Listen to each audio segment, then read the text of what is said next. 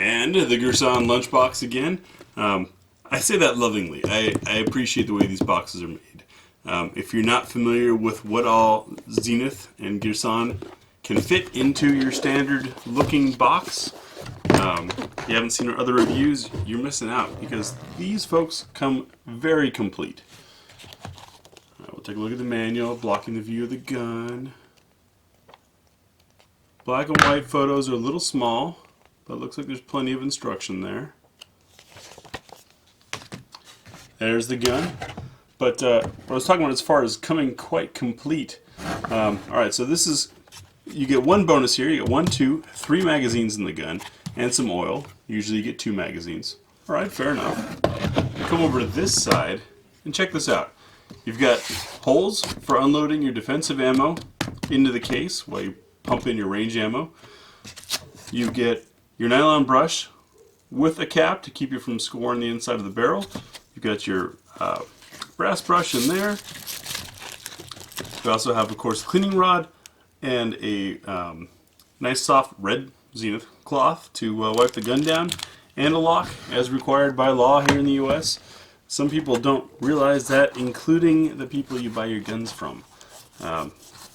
Next time you buy a gun and the shop doesn't give you a lock, ask them for one.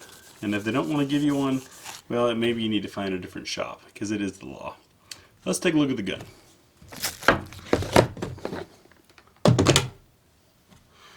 Now, as you might have noticed from the other side, this gun is not our standard caliber. This is a .380. But it's double stack. Interesting difference from the other gun is we have the whole full, medium, and getting low on here. But you don't see many double stack .380s. And a lot of people might want to ask why. Since .380 typically costs a little more than 9mm, a lot of people think that it has significantly less power, even though it's a Browning bullet. Better not challenge John Moses Browning on that. But usually we go to .380s to have a tiny gun. Well, what if you're fine with a little bit of thickness, but you're older, you've got arthritis, maybe you're worried about being able to rack the slide, something like that. That's when .380 is a great choice over 9mm. And this is a pretty gun. If you can see the shine in there, I think I can once again move this around and show you my whole room through the mirror. Back to the gun. We'll check for clear. It kicks that magazine out. You see that? I'm pretty sure if I turn this upside down, we can get some hop. Look at that. That is ejection, folks. Kicks that magazine out like an AK kicks out a spent cartridge. So, we've got clear. Single action, double action. Single action, decent. Double action, of course, long, but fairly smooth. There's no real noticeable stacking there. It just comes continually straight back and breaks, which is nice. Single action, you get slack, and it goes. Not bad. You can have it cocked and locked. The safety completely disables the trigger, as you can see.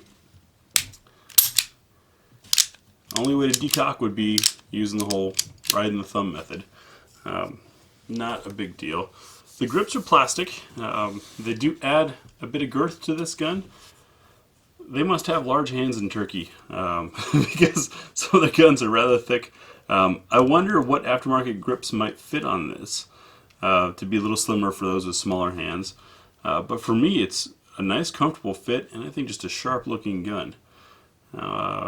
Having not taken a look at the manual, we'll see if we can get it disassembled. Or I'll go let my dog in. Right, and we're back. So to disassemble this, make sure it's clear. Lock the slide back. I'm guessing we want to pull this down to there. I was done by pushing on this side and rotating this down. And then let the slide go forward. Yep. That's all there was to it. Nice, long, healthy rail strength there. Nothing out of the ordinary inside, but it looks well made. It's nice to see the coating all throughout the gun and a bit of polishing on the ramp there. We do have a loose spring, but that makes replacing the spring or changing it easy to do. And that beautifully chromed barrel. They sure know how to chrome things.